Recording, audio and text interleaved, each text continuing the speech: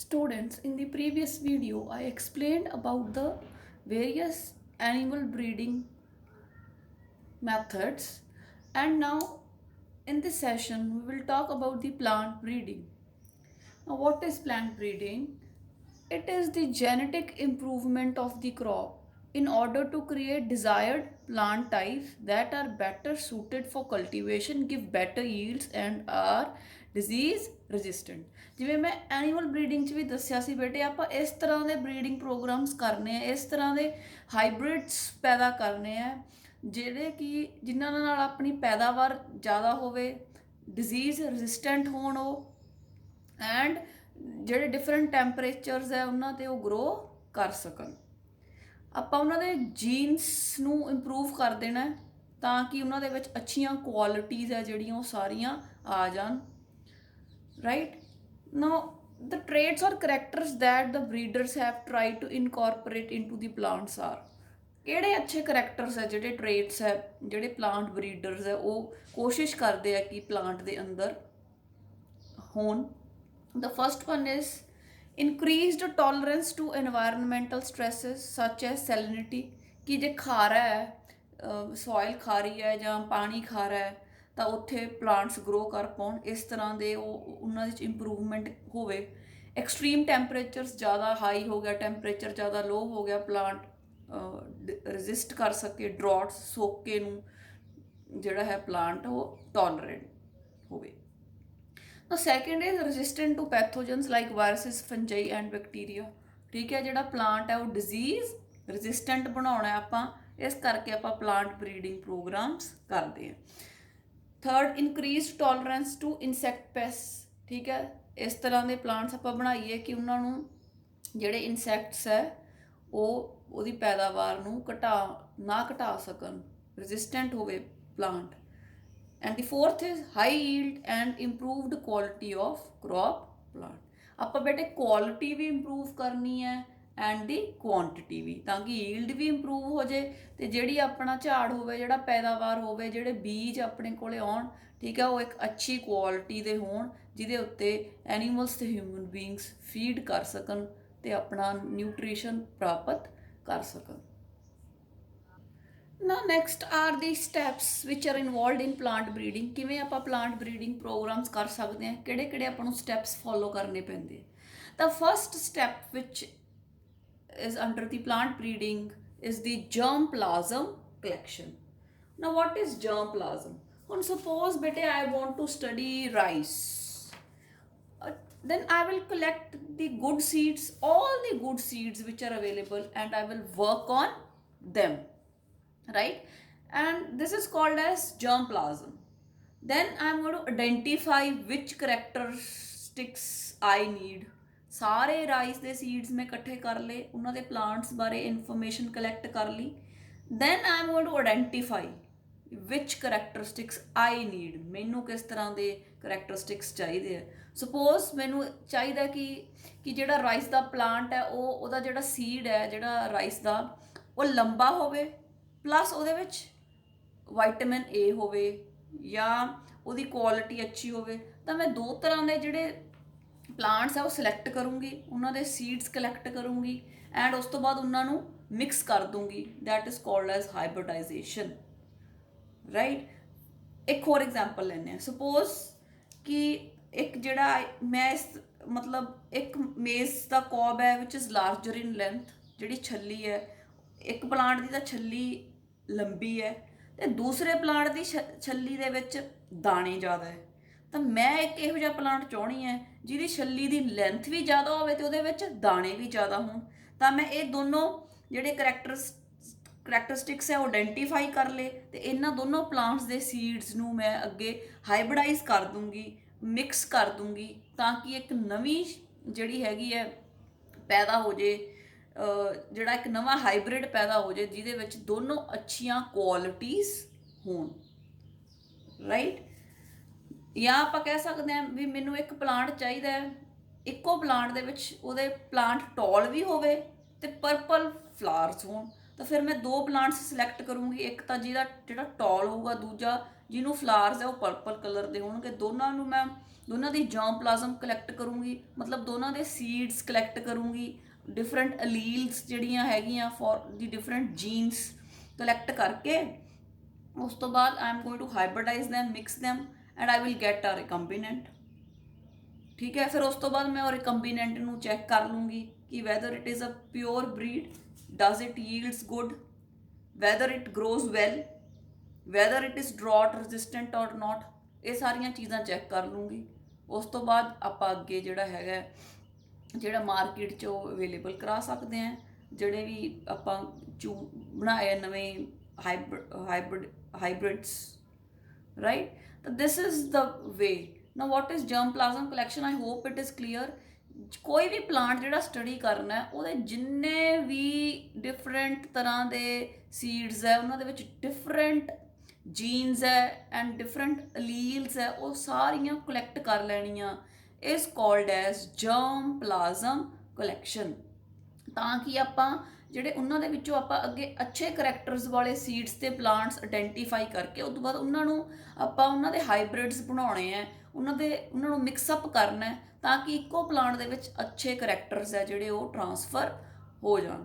ਤਾਂ ਹੁਣ ਆਪਾਂ ਉਸ ਤੋਂ ਬਾਅਦ ਬੇਟੇ ਦੇਖਣਾ ਕਿ ਜਿਹੜਾ ਜਰਮ ਪਲਾਜ਼ਮ ਹੁੰਦਾ ਉਹਦੇ ਵਿੱਚ ਕੀ ਕੀ ਆਉਂਦਾ, ਠੀਕ ਹੈ, ਉਹਦੇ ਵਿੱਚ ਕਿਹੜੇ ਕਿਹੜੇ ਆਉਂਦੇ ਆ ਪਲਾਂਟਸ।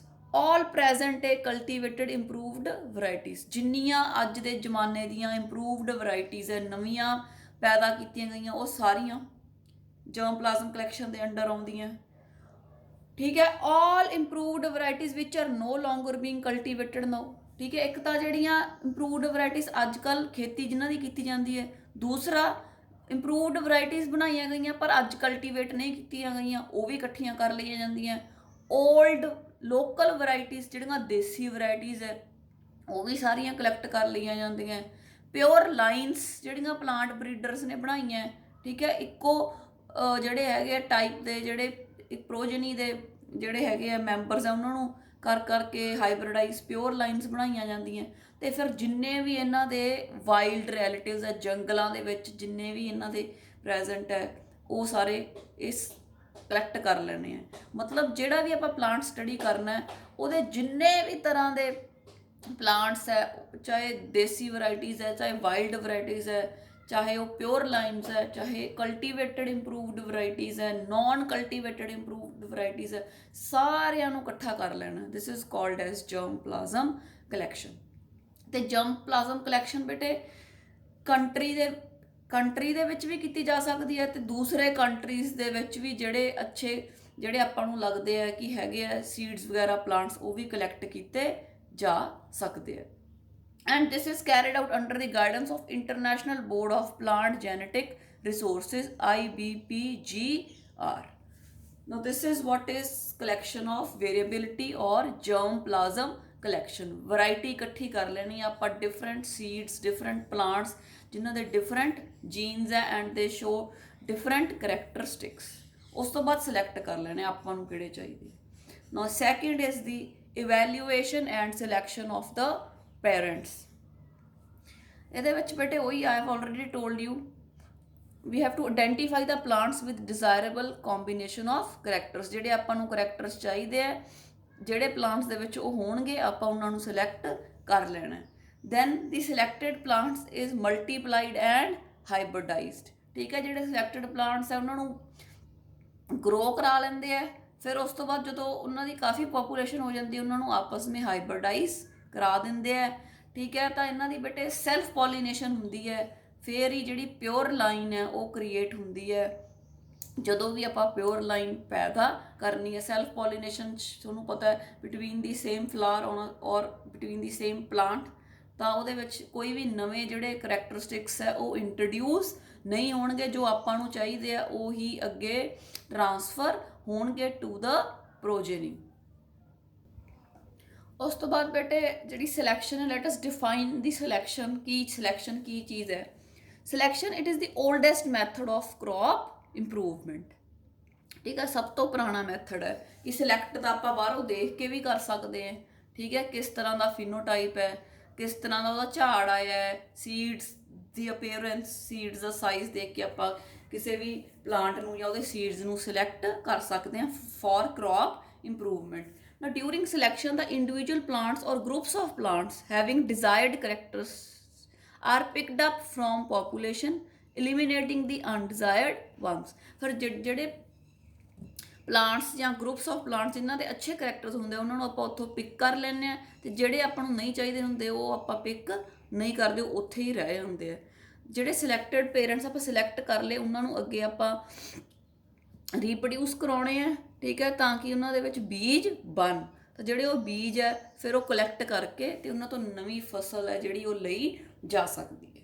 ਹੁਣ ਬੇਟੇ ਜਿਹੜੀ ਸਿਲੈਕਸ਼ਨ ਹੈ it is of two types, mass selection and pure line or in breed selection. ਹੁਣ ਮਾਸ ਸਿਲੈਕਸ਼ਨ ਬੇਟੇ ਉਹਨਾਂ ਲਈ ਕਰਦੇ ਆ ਆਪਾਂ ਜਿਹੜੀਆਂ ਫਸਲਾਂ ਦੇ ਵਿੱਚ ਸੈਲਫ ਪੋਲੀਨੇਸ਼ਨ ਨਹੀਂ ਹੋ ਸਕਦੀ, ਜਿਨ੍ਹਾਂ ਦੇ ਵਿੱਚ ਕ੍ਰਾਸ ਪੋਲੀਨੇਸ਼ਨ ਹੀ ਹੁੰਦੀ ਹੈ। Now, what is done is seeds from a number of similar parents having the desired traits are mixed and sown to raise new offsprings। ਠੀਕ ਹੈ, seeds ਲੈ ਲਏ ਜਾਂਦੇ ਆ similar plants ਦੇ, ਤੇ ਜਿਹੜੇ ਆਪਾਂ ਨੂੰ ਟ੍ਰੇਟਸ ਚਾਹੀਦੇ ਆ, ਕਰੈਕਟਰਸ ਚਾਹੀਦੇ ਆ, ਠੀਕ ਹੈ, ਉਹ ਸੀਡਸ ਲੈ ਲਓ, ਉਹਨਾਂ ਨੂੰ ਉਸ ਤੋਂ ਬਾਅਦ ਮਿਕਸ ਕਰਕੇ ਉਹਨਾਂ ਨੂੰ ਖੇਤ ਦੇ ਵਿੱਚ ਬੀਜ ਦਿੰਦੇ ਆ, ਸੋ ਕਰ ਦਿੰਦੇ ਆ, ਠੀਕ ਹੈ, ਟੂ ਰੇਜ਼ ਨਿਊ ਆਫਸਪ੍ਰਿੰਗਸ। ਠੀਕ ਹੈ, ਉਦੋਂ ਬਾਅਦ ਜਦੋਂ ਉਹ ਸੀਡਸ ਅੱਗੇ ਜਰਮੀਨੇਟ ਕਰਨਗੇ ਤਾਂ ਉਹਦੇ 'ਚੋਂ ਜਿਹੜੇ ਆਫਸਪ੍ਰਿੰਗਸ ਨਿਕਲਣਗੇ ਉਹਨਾਂ ਵਿੱਚੋਂ ਜਿਹੜੇ ਆਪਾਂ ਨੂੰ ਲੱਗਦਾ ਕਿ they are not carrying good characteristics, undesirable traits ਹੈ, ਠੀਕ ਹੈ, ਦੇ ਆਰ ਐਲੀਮੀਨੇਟਡ। ਠੀਕ ਹੈ, ਉਸ ਤੋਂ ਬਾਅਦ ਜਿਹੜੇ ਅੱਛੇ ਕਰੈਕਟਰਸ ਵਾਲੇ ਉਹ ਰੱਖ ਲਏ ਜਾਂਦੇ, ਅਤੇ ਇਹ ਪ੍ਰੋਸੈਸ ਬਾਰ-ਬਾਰ ਕੀਤਾ ਜਾਂਦਾ, ਅਤੇ ਫਾਈਨਲੀ ਜਿਹੜੇ ਅਨਡਿਜ਼ਾਇਰਡ ਟ੍ਰੇਟਸ ਹੁੰਦੇ ਆ, ਅਨਡਿਜ਼ਾਇਰੇਬਲ ਟ੍ਰੇਟਸ ਹੁੰਦੇ ਆ, ਦੇ ਆਰ ਰਿਮੂਵਡ, ਤਾਂ ਜਿਹੜੀ ਹੈਗੀ ਆ ਆਪਣੀ ਇੰਪਰੂਵਡ ਕ੍ਰੌਪ ਜਾਂ ਇੰਪਰੂਵਡ ਸੀਡਸ ਆਪਣੇ ਕੋਲੇ ਆ ਜਾਂਦੇ। The second type of selection is the pure line or inbreed selection। ਇਹ ਬੇਟੇ ਜਿਹੜੀਆਂ ਕ੍ਰੌਪਸ ਦੇ ਵਿੱਚ ਸੈਲਫ ਪੋਲੀਨੇਸ਼ਨ ਹੁੰਦੀ ਹੈ ਉਹਨਾਂ ਦੇ ਵਿੱਚ ਜਿਹੜਾ ਹੈ pure line type of selection is done. Pure line ਹੁੰਦੀ ਕੀ ਹੈ, ਠੀਕ ਹੈ, it is the offsprings of a single homozygous self pollinated plants. ਜਿਹੜੇ ਹੋਮੋਜ਼ਾਈਗਸ ਜਿਹੜੇ ਹੈਗੇ ਜਿਨ੍ਹਾਂ ਦੇ ਵਿੱਚ ਸਾਰੀਆਂ ਡਿਫਰੈਂਟ ਲੀਲਸ ਜਿਹੜੀਆਂ ਹੈਗੀਆਂ ਪਈਆਂ, ਤਾਂ ਉਹ ਸਿੰਗਲ ਪੇਰੈਂਟ ਦੇ ਹੁੰਦੇ ਆ, ਠੀਕ ਹੈ, ਜਿਹੜੀ ਉਹਦੀ ਪ੍ਰੋਜੈਨੀ ਹੁੰਦੀ ਹੈ that is called the pure line. ਇਹਦੇ ਵਿੱਚ ਕੀ ਕਰਦੇ ਆ, ਇੱਕੋ ਪਲਾਂਟ ਦੇ ਸੀਡਸ ਲੈਂਦੇ ਆ। ਮਾਸ ਸਿਲੈਕਸ਼ਨ 'ਚ ਕਾਫੀ ਸਾਰੇ ਪਲਾਂਟਸ ਦੇ ਸੀਡਸ ਲੈਂਦੇ ਆ, ਉਹਨਾਂ ਨੂੰ ਸੋ ਕਰਦੇ ਆ, ਉਹਨਾਂ 'ਚੋਂ ਜਿਹੜੇ ਵਧੀਆ ਹੁੰਦੇ ਆ ਉਹਨਾਂ ਨੂੰ ਅੱਗੇ ਰੱਖ ਲੈਂਦੇ ਆ। ਇਹਦੇ ਵਿੱਚ ਸਿਰਫ ਇੱਕੋ ਪਲਾਂਟ ਦੇ ਜਿਹੜੇ ਸੀਡਸ ਆ ਉਹਨਾਂ ਨੂੰ ਸੋ ਕੀਤਾ ਜਾਂਦਾ ਹੈ। ਪਹਿਲਾਂ ਸਿਲੈਕਟ ਕਰ ਲਿਆ ਜਾਂਦਾ ਕਿ ਇਹਨਾਂ ਕੋਲ ਡਿਜ਼ਾਇਰਡ ਕਰੈਕਟਰਿਸਟਿਕਸ, ਡਿਜ਼ਾਇਰਡ ਟ੍ਰੇਟਸ ਹੈਗੇ ਆ ਕਿ ਨਹੀਂ। ਠੀਕ ਹੈ, ਫੋਰ ਐਗਜ਼ਾਮਪਲ ਇੱਕ ਵੀਟ ਦੀ ਜਿਹੜੀ ਹੈਗੀ ਹੈ ਕਲਿਆਣ ਸੋਨਾ, ਠੀਕ ਹੈ, ਇਹ ਜਿਹੜਾ ਹੈਗਾ this is a pure line breed of the wheat, so we can say Kalyan Sona is the wheat variety which is obtained by inbreed selection, right. ਤਾਂ ਬੇਟੇ ਇਹਦੇ ਵਿੱਚ ਕੀ ਹੈ, ਲਾਰਜ ਸਕੇਲ ਤੇ ਉਸ ਤੋਂ ਬਾਅਦ ਜਿਹੜਾ ਹੈਗਾ ਇਹਨੂੰ ਉਗਾਲਿਆ ਜਾਂਦਾ। ਜਦੋਂ ਆਪਾਂ ਨੂੰ ਇੱਕ ਅੱਛੇ ਟ੍ਰੇਟਸ ਵਾਲੇ ਸੀਡਸ ਸੋ ਕਰਕੇ ਅੱਛੇ ਪਲਾਂਟਸ ਮਿਲ ਜਾਂਦੇ ਆ, ਫਿਰ ਉਹਨਾਂ ਨੂੰ ਮਲਟੀਪਲਾਈ ਕਰ ਲਿਆ ਜਾਂਦਾ on a large scale and it is then recommended to the farmers. ਫਿਰ ਫਾਰਮਰਸ ਨੂੰ ਜਿਹੜਾ ਹੈਗਾ ਮਾਰਕੀਟ ਦੇ ਵਿੱਚ ਅਵੇਲੇਬਲ ਹੋ ਜਾਂਦੇ ਆ, ਅਤੇ ਫਾਰਮਰਸ ਜਿਹੜਾ ਹੈ ਇਹ ਵਾਲਾ ਫਿਰ ਸੀਡਸ ਹੈ ਜਿਹੜੇ ਉਹ ਸੋ ਕਰ ਸਕਦੇ ਆ। ਸੋ ਵੀ ਹੈਵ HUW 468, ਕਲਿਆਣ ਸੋਨਾ, PV18, these are the wheat varieties which are developed after inbreed selection, or they are pure line and it is done only for self pollinated crops। Now the next we have the cross hybridization among selected parents। ਹੁਣ ਬੇਟੇ ਆਪਾਂ selection ਕਰ ਲਈ, ਚਾਹੇ ਮਾਸ selection ਸੀ ਚਾਹੇ pure line selection ਸੀ, ਆਪਾਂ identify ਕਰ ਲਏ ਕਿ ਕਿਹੜੇ ਜਿਹੜੇ ਸੀਡਸ ਹੈ, ਠੀਕ ਹੈ, ਕਿਹੜੇ ਪਲਾਂਟਸ ਹੈ ਵਿਚ ਆਰ ਹੈਵਿੰਗ ਗੁੱਡ ਟ੍ਰੇਟਸ। ਹੁਣ ਜਿਨ੍ਹਾਂ ਕੋਲੇ ਗੁੱਡ ਟ੍ਰੇਟਸ ਹੈ ਆਪਾਂ ਅੱਗੇ ਉਹਨਾਂ ਨੂੰ ਹਾਈਬ੍ਰਿਡਾਈਜ਼ ਕਰਾਉਣਾ ਹੈ। ਜਿਵੇਂ ਮੈਂ ਤੁਹਾਨੂੰ ਦੱਸਿਆ ਵੀ ਇੱਕ ਪਲਾਂਟ ਹੈ ਉਹਦੀ ਜਿਹੜੀ ਛੱਲੀ ਹੈ ਉਹ ਲੰਬੀ ਹੈ, ਅਤੇ ਇੱਕ ਪਲਾਂਟ ਹੈ ਉਹਦੀ ਛੱਲੀ ਦੇ ਵਿੱਚ ਦਾਣੇ ਜ਼ਿਆਦਾ ਹੈ। ਠੀਕ ਹੈ, ਪਹਿਲਾਂ ਤਾਂ ਆਪਾਂ ਉਹ ਸਿਲੈਕਟ ਕਰ ਲਿਓ, ਸਾਰੇ ਪਲਾਂਟਸ ਆਪਾਂ ਕਲੈਕਟ ਕਰਕੇ ਉਹਨਾਂ ਦੇ ਸੀਡਸ ਉਹਨਾਂ ਨੂੰ ਗਰੋ ਕਰ ਲਿਆ, ਅਤੇ ਜਿਨ੍ਹਾਂ ਦੇ ਇੱਕ ਖੇਤ 'ਚ ਆਪਾਂ ਕਰ ਲਿਆ ਜਿਨ੍ਹਾਂ ਦੇ ਲੰਬੀ ਛੱਲੀ ਹੈ, ਠੀਕ ਹੈ, ਤਾਂ ਉਹਨਾਂ ਦੇ ਵਿੱਚ ਜਿਹੜੇ ਪਲਾਂਟਸ ਦੀ ਨਹੀਂ ਜਿਹੜੀ ਸੀਗੀ ਛੱਲੀ ਲੰਬੀ ਸੀ ਉਹਨਾਂ ਨੂੰ ਆਪਾਂ ਐਲੀਮੀਨੇਟ ਕਰਤਾ, ਅਤੇ ਜਿਨ੍ਹਾਂ ਦੀ ਲੰਬੀ ਸੀ ਉਹਨਾਂ ਨੂੰ ਆਪਾਂ ਰੱਖ ਲਿਆ। ਤਾਂ ਆਪਣੇ ਕੋਲੇ ਸਿਲੈਕਸ਼ਨ ਹੋ ਗਈ। ਤੇ ਦੂਸਰੇ ਖੇਤ 'ਚ ਆਪਾਂ ਉਹ ਵਾਲੇ ਜਿਹੜੇ ਪਲਾਂਟਸ ਆ ਉਹ ਹੀ ਰੱਖੇ ਜਿਨ੍ਹਾਂ ਦੀ ਛੱਲੀ ਦੇ ਵਿੱਚ ਦਾਣੇ ਜ਼ਿਆਦਾ।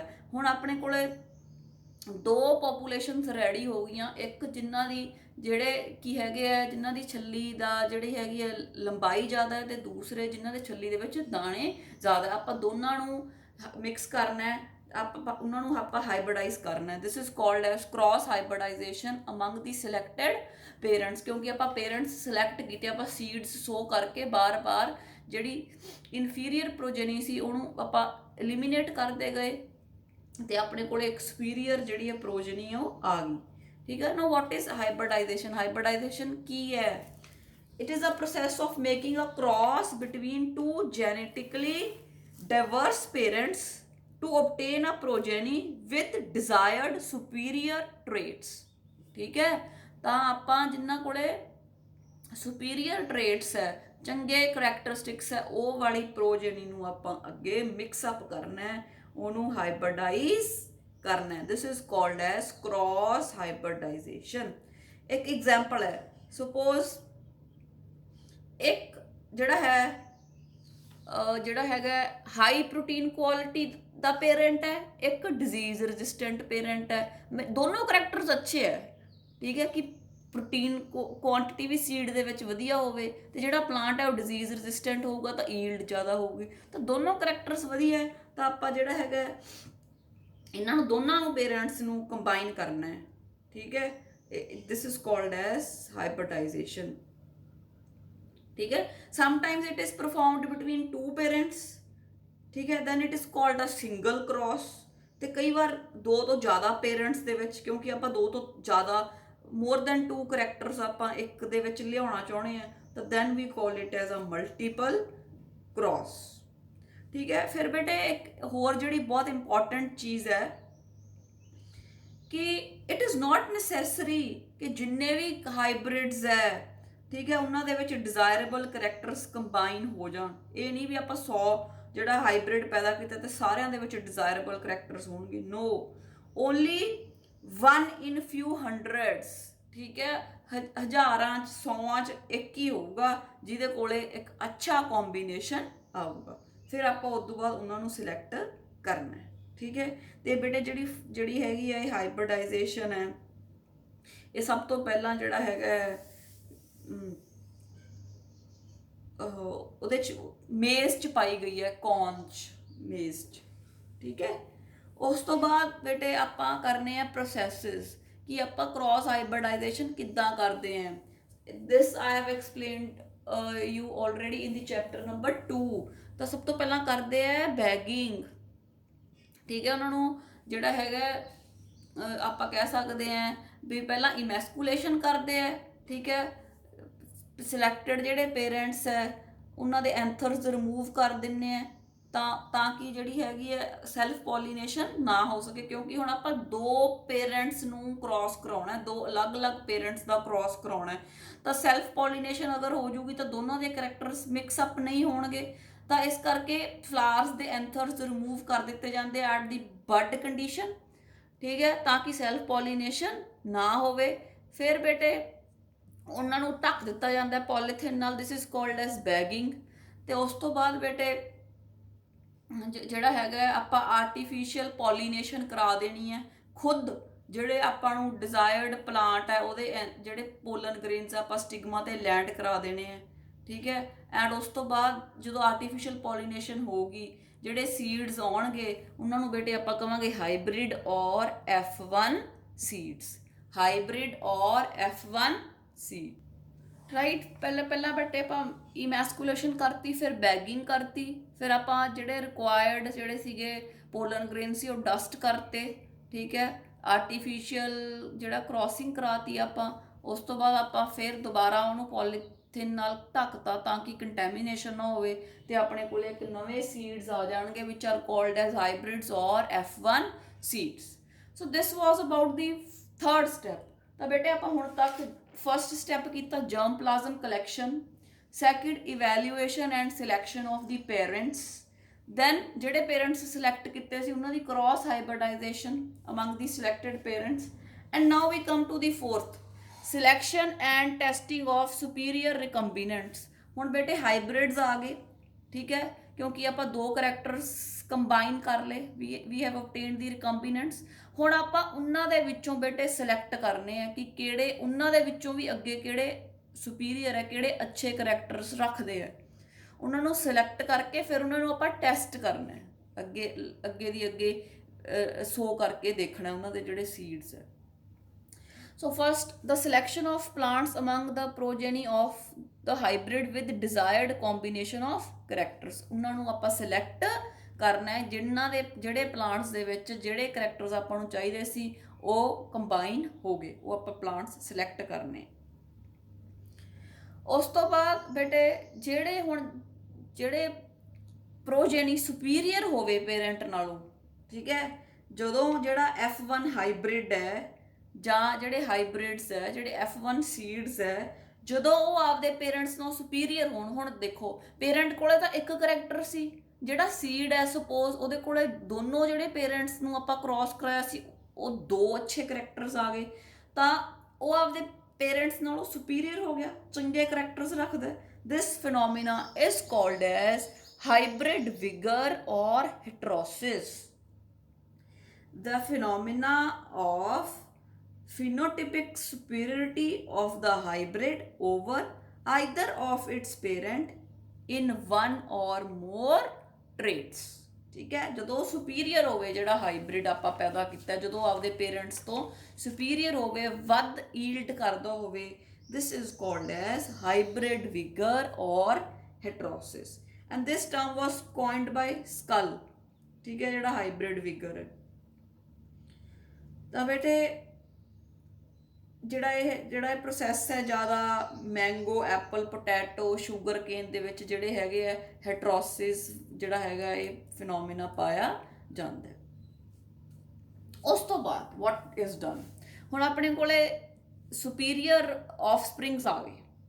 ਫਿਰ ਜਿਹੜੇ ਸੁਪੀਰੀਅਰ ਆਫਸਪ੍ਰਿੰਗਸ ਹੈ ਬੇਟੇ ਉਹਨਾਂ ਦੀ ਸੈਲਫ ਪੋਲੀਨੇਸ਼ਨ ਕਰਾਈ ਜਾਂਦੀ, ਕ੍ਰਾਸ ਨਹੀਂ ਹੁਣ ਕਰਾਉਣੀ, ਕਿਉਂਕਿ ਆਪਾਂ ਨੂੰ ਬਾਹਰੋਂ ਕੋਈ ਕਰੈਕਟਰ ਨਹੀਂ ਚਾਹੀਦਾ, ਅੰਦਰ ਆਪਣੇ ਕੋਲੇ ਸਾਰੇ ਕਰੈਕਟਰਸ ਮਿਕਸ ਹੋ ਚੁੱਕੇ ਹੈ।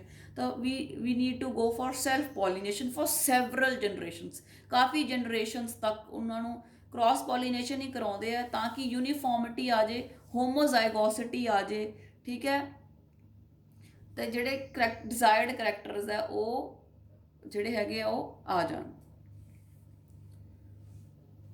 ਫਿਰ ਐਗਜ਼ਾਮਪਲ ਨਾਲ ਐਕਸਪਲੇਨ ਕੀਤਾ ਬੇਟੇ, hybridization has been carried out for obtaining rice grains of larger size in the population raised from F1 or F2 seeds। some plants will have extra long grains। ਠੀਕ ਹੈ, ਹੁਣ ਜਦੋਂ ਆਪਾਂ ਚਾਹੁੰਦੇ ਆ ਵੀ ਜਿਹੜਾ ਕਣਕ ਹੋਵੇ ਸੌਰੀ ਜਿਹੜਾ ਰਾਈਸ ਦਾ ਦਾਣਾ ਹੋਵੇ ਉਹਦਾ ਸਾਈਜ਼ ਜਿਹੜਾ ਹੈ ਉਹ ਲੰਬਾ ਹੋਵੇ, ਠੀਕ ਹੈ। ਜਦੋਂ ਆਪਾਂ ਬੇਟੇ ਸੈਲਫ ਪੋਲੀਨੇਸ਼ਨ ਕਰਾਤੀ ਤਾਂ ਆਪਣੇ ਕੋਲੇ ਕੁਝ ਸੀਡਸ ਇਸ ਤਰ੍ਹਾਂ ਦੇ ਆਉਣਗੇ ਜਿਨ੍ਹਾਂ ਦਾ ਐਕਸੈਸ 'ਚ ਲੰਬਾ ਗ੍ਰੇਨ ਹੋਊਗਾ, ਕਈਆਂ ਦਾ ਲੰਬਾ ਹੋਊਗਾ, ਕਈਆਂ ਦਾ ਮੀਡੀਅਮ ਸਾਈਜ਼ ਹੋਊਗਾ, ਕਈਆਂ ਦਾ ਸ਼ਾਰਟ ਹੋਊਗਾ। ਤਾਂ ਹੁਣ ਆਪਾਂ ਨੂੰ ਚਾਹੀਦਾ ਐਕਸਟਰਾ ਲੌਂਗ, ਤਾਂ ਉਹੀ ਸੀਡਸ ਆਪਾਂ ਲੈ ਲਾਂਗੇ ਜਿਹੜੇ ਐਕਸਟਰਾ ਲੌਂਗ ਗ੍ਰੇਨਸ ਕਰਦੇ ਆ। ਹੁਣ ਦ ਸੀਡਸ ਹੈਵਿੰਗ ਐਕਸਟਰਾ ਲੌਂਗ ਗ੍ਰੇਨਸ, ਜਿੰਨਾ ਸੀਡਸ ਦੇ ਵਿੱਚੋਂ ਐਕਸਟਰਾ ਲੌਂਗ ਗ੍ਰੇਨਸ ਬਣੇ ਆਪਾਂ ਉਹ ਵਾਲੇ ਸੀਡਸ ਲੈ ਕੇ ਅੱਗੇ ਉਹਨਾਂ ਨੂੰ ਨੈਕਸਟ ਉਹਨਾਂ ਦੀ ਜਨਰੇਸ਼ਨ ਲਵਾਂਗੇ, ਠੀਕ ਹੈ। ਅਗੇਨ ਐਂਡ ਅਗੇਨ ਬੇਟੇ ਆਪਾਂ ਹੀ ਕਰਦੇ ਜਾਵਾਂਗੇ, ਇਹ ਪ੍ਰੋਸੈਸ ਉਦੋਂ ਤੱਕ ਕੰਟੀਨਿਊ ਕਰਾਂਗੇ ਜਿੰਨਾ ਚਿਰ ਉਸ ਖੇਤ ਦੇ ਵਿੱਚ ਪੂਰੀ ਪੋਪੂਲੇਸ਼ਨ ਲੰਬੇ ਗ੍ਰੇਨ ਸਾਈਜ਼ ਵਾਲੀ ਓਬਟੇਨ ਨਾ ਹੋਵੇ, ਠੀਕ ਹੈ। ਤਾਂ this is what is done. ਪਹਿਲਾਂ ਬੇਟੇ ਜਦੋਂ ਹਾਈਬ੍ਰਿਡਾਈਜੇਸ਼ਨ ਹੋਊਗੀ, ਕ੍ਰੋਸਿੰਗ ਹੋਊਗੀ, ਤਾਂ ਆਪਣੇ ਕੋਲੇ ਸੀਡਸ ਆ ਗਏ, ਹਾਈਬ੍ਰਿਡਸ ਆ ਗਏ, F1 ਹਾਈਬ੍ਰਿਡਸ, ਠੀਕ ਹੈ, ਉਹਨਾਂ ਨੇ ਹੈਟਰੋਸਿਸ ਸ਼ੋ ਕਰਤੀ। ਉਸ ਤੋਂ ਬਾਅਦ ਆਪਾਂ ਸੈਲਫ ਪੋਲੀਨੇਸ਼ਨ ਹੀ ਕਰਦੇ ਰਵਾਂਗੇ ਤਾਂ ਕਿ ਅੱਛੇ ਕਰੈਕਟਰਸ ਹੀ ਆਪਣੇ ਕੋਲ ਰਹਿਣ। ਸੈਲਫ ਪੋਲੀਨੇਸ਼ਨ ਬਾਰ-ਬਾਰ ਕਰਨ ਦੇ ਨਾਲ ਆਪਣੇ ਕੋਲੇ ਇਸ ਤਰ੍ਹਾਂ ਦੇ ਸੀਡਸ ਆ ਜਾਣਗੇ ਜਿਹੜੇ ਐਕਸਟਰਾ ਲੌਂਗ ਗ੍ਰੇਨਸ ਪੈਦਾ ਕਰਦੇ ਆ, ਲੌਂਗ ਗ੍ਰੇਨ ਜਾਂ ਮੀਡੀਅਮ ਸਾਈਜ਼ ਜਾਂ ਸ਼ਾਰਟ। ਉਸ ਤੋਂ ਬਾਅਦ ਆਪਾਂ ਸਿਰਫ ਉਹ ਵਾਲੇ ਲੈ ਲਾਂਗੇ ਜਿਹੜੇ ਐਕਸਟਰਾ ਲੌਂਗ ਗ੍ਰੇਨਸ ਪ੍ਰੋਡਿਊਸ ਕਰਦੇ ਆ, ਉਹਨਾਂ ਨੂੰ ਫਿਰ ਗਰੋ ਕਰਾਂਗੇ, ਉਨੀ ਦੇਰ ਤੱਕ ਗਰੋ ਕਰਦੇ ਜਾਵਾਂਗੇ ਜਿੰਨੀ ਦੇਰ ਤੱਕ ਜਿਹੜੀ ਪੂਰੀ ਪੋਪੂਲੇਸ਼ਨ ਹੈ, ਜਿੰਨੇ ਵੀ ਪਲਾਂਟਸ ਹੈ, ਜਿੰਨਾ ਚਿਰ ਉਹ ਸਾਰੇ ਲੰਬੇ ਜਿਹੜੇ ਗ੍ਰੇਨਸ ਹੈ ਉਹ ਪੈਦਾ ਨਹੀਂ ਕਰਦੇ। ਉਸ ਤੋਂ ਬਾਅਦ ਬੇਟੇ ਨੈਕਸਟ ਸਟੈਪ ਹੈ testing, release and commercialization of new cultivars. ਠੀਕ ਹੈ, ਮਾਰਕੀਟ 'ਚ ਆਪਾਂ ਅੱਗੇ ਲੈ ਕੇ ਜਾਣੇ ਤਾਂ ਬੇਟਾ ਸਭ ਤੋਂ ਪਹਿਲਾਂ ਇਵੈਲੂਏਸ਼ਨ ਕੀਤੀ ਜਾਂਦੀ ਹੈ ਕਿ ਉਹ ਡਿਜ਼ੀਜ਼ ਰੈਜ਼ਿਸਟੈਂਟ ਹੋ ਗਏ, ਉਹਨਾਂ ਦਾ ਦਾਣੇ ਦਾ ਸਾਈਜ਼ ਲੰਬਾ ਹੋ ਗਿਆ। ਉਸ ਤੋਂ ਬਾਅਦ ਬੇਟੇ ਜਿਹੜੇ ਸਿਲੈਕਟਡ ਪਲਾਂਟਸ ਹੈ they are grown in the research fields. Research field ਦੇ ਵਿੱਚ ਉਹਨਾਂ ਨੂੰ ਗਰੋ ਕਰ ਲਿਆ ਜਾਂਦਾ ਤੇ ਉਹਨਾਂ ਦੀ ਪਰਫਾਰਮੈਂਸ ਦੇਖੀ ਜਾਂਦੀ ਹੈ, ਅਲੱਗ-ਅਲੱਗ ਮਾਤਰਾ 'ਚ ਫਰਟੀਲਾਈਜ਼ਰਸ ਪਾ ਕੇ, ਇਰੀਗੇਸ਼ਨ ਕਰਕੇ, ਠੀਕ ਹੈ, ਇਹ ਸਾਰੀਆਂ ਪ੍ਰੈਕਟਿਸਿਸ ਕਰਕੇ ਦੇਖਿਆ ਜਾਂਦਾ ਹੈ ਅੰਡਰ ਇਨ ਦੀ ਫੀਲਡਸ। ਠੀਕ ਹੈ, ਤਾਂ ਕਿ ਖੇਤਾਂ ਦੇ ਵਿੱਚ ਆਪਾਂ ਨੂੰ ਫਿਰ ਪਤਾ ਲੱਗ ਸਕੇ ਕਿ ਕਿਸ ਤਰ੍ਹਾਂ ਦਾ ਈਲਡ ਹੈ ਜਿਹੜੀ ਉਹ ਦੇਣਗੇ। ਤਾਂ ਉਹਨਾਂ ਨੂੰ ਵਾਰੀ-ਵਾਰੀ ਜਿਹੜਾ ਹੈ ਆਪਾਂ ਰਿਸਰਚ ਫੀਲਡ ਦੇ ਵਿੱਚ ਉਹਨਾਂ ਦੀ ਪਰਫਾਰਮੈਂਸ ਦੇਖੀ ਜਾਂਦੀ ਹੈ।